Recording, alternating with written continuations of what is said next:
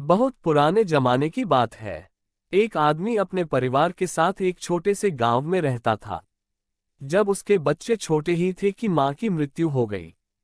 बच्चों की देखभाल के लिए पति को दूसरी शादी करनी पड़ी। कुछ सालों के बाद सौतेली मां भी दो बच्चों की मां बन गई। अब चारों भाई बहन एक साथ रहते थे। कुछ समय के बाद सौतेली मां एकदम बदल गई। वह अपने बच्चों को अच्छा खाना खिलाती थी, अच्छे रंगीन कपड़े पहनाती थी और सौतेले बच्चों को पुराने कपड़े पहनाती थी। कुछ दिनों बाद सौतेली मां ने उन्हें सूखी रोटी देकर गायों के चारागाह भेजना शुरू कर दिया। अब वे दिन भर चारागाह जाते और भूखे प्यासे शाम को घर आते थे। ऐसे समय में उन्हें अपनी मां की बहुत याद आती थी। एक दिन दोनों बच्चों ने अपने हाथ की सूखी रोटी अपनी काली गाय को देते हुए कहा, मां तुम हम पर ऐसी ही दया करो जैसी हमारी मां हम पर करती थी। इतना कहना था कि गाय के थनों से दूध निकल आया। दोनों बच्चों ने खुश होकर भरपेट दूध पिया। अब वे रोज हाथ की रोटी उसे देते और गाय उन्हें भरपेट दूध पिलाती थी। इससे वे खुश रहते थे और उन्हें चारागाह जाना भी अच्छा लगने लगा। कुछ ही दिनों के बाद सौतेली मां ने बच्चों के चेहरों में लाली देखी तो आश्चर्य में पड़ गई। उसे अपने बच्चों पर बड़ी दया आई कि वे तो दुबले पतले ही थे। दूसरे ही दिन से उसने अपने बच्चों को भी सूखी रोटी देना शुरू कर दिया। 2-3 सप्ताह बाद उसने देखा कि बच्चे हटे कट्टे होने के बदले कुछ ज्यादा ही दुबले पतले दिखाई देने लगे थे। अब मां थोड़ी उलझन में पड़ गई। उसने अपने एक बच्चे को इसका राज जानने के लिए भाइयों के साथ चरागाह भेजा और कहा कि वह ध्यान दे कि भाई दिन में क्या खाते हैं। दूसरे दिन तीनों भाई गायों को लेकर जंगल की ओर निकल पड़े। गायों ने आराम से चरागाह में घास चरी। दोपहर का समय होने को आया। बच्चों के पेट भूख से कुलबुलाने लगे, पर उन्हें हिम्मत नहीं आ रही थी कि गाय से दूध मांगे। उन्हें डर था कि उनका सौतेला भाई मां से चुगली न कर दे। भूख सहन से बाहर होने पर वे भाई से बोले कि हमारी काली गाय हमें दूध देती है, इसी से हम अपनी भूख मिटाते हैं।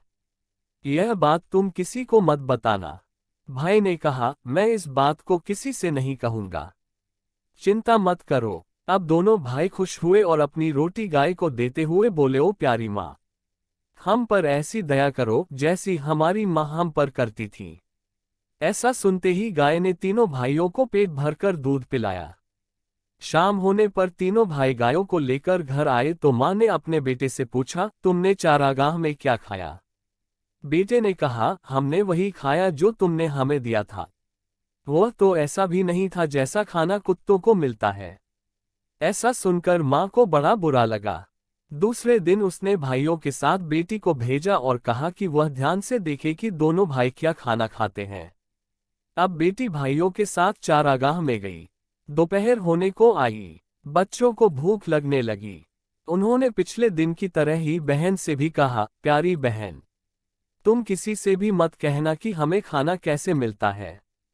बहन ने भरोसा दिलाया कि वह किसी से नहीं कहेगी। अब भाई गाय के पास गए और अपने हाथ की सूखी रोटी देते हुए बोले, ओ प्यारी माँ, हम पर ऐसी ही दया करो जैसी हमारी माँ करती थी। उस दिन गाय ने उन्हें ढेर सारा खाना दिया।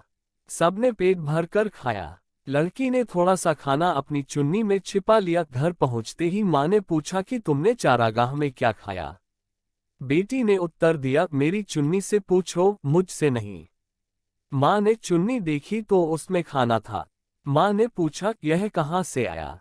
बेटी ने माँ से कहा कि इसका जवाब चुन्नी ही दे रही है कि खाना गाय ने दिया था।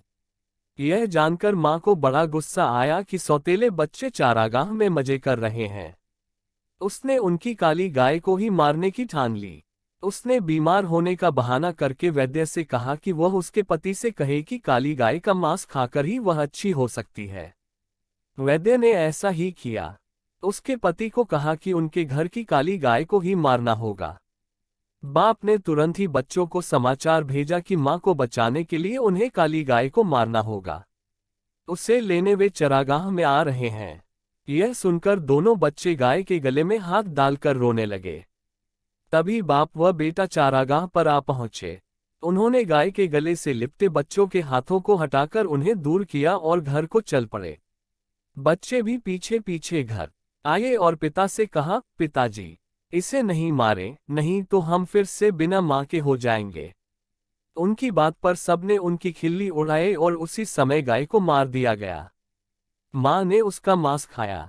उसके पति व बच्चों ने भी खाया।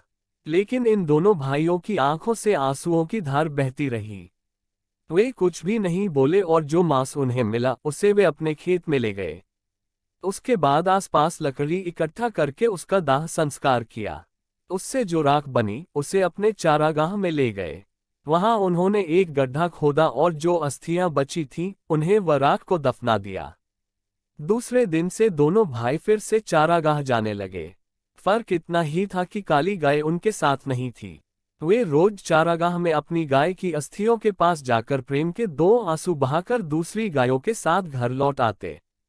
एक दिन हमेशा की तरह वे चारागाह में पहुंचे तो देखा कि अस्थियों की जगह पर एक सुंदर एलोवेरा घृतकुमारी का पौधा खड़ा था। वे आश्चर्य से उसके पास गए और उसकी लंबी लंबी पत्तियों को सहलाने लगे। तभी उस सुंदर पौधे ने उन्हें अपनी गोद में ले लिया और खाने की बौछार कर दी। दोनों भाई उस पर लिपटे हुए बोले, हमारी माँ कभी गाय बनकर आती है, कभी एलोवेरा की बहार बनकर आती है। माँ कितनी अच्छी होती है, क्यों है ना? कहकर दोनों भाई हंसने लगे। कहते हैं कि उसके बाद वे दोनों भाई अपनी सौतेली माँ के पास नहीं गए। उसी घृतकुमारी ने उनका पालन पोषण कर उन्हें बड़ा बनाया। दोस्तों, ये कहानी आपको कैसी लगी?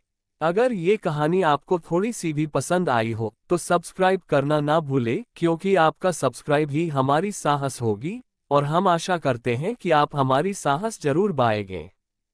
कृपया अपने बहुमूल्य सुझाव हमें अवश्य कमेंट करें। धन्यवाद।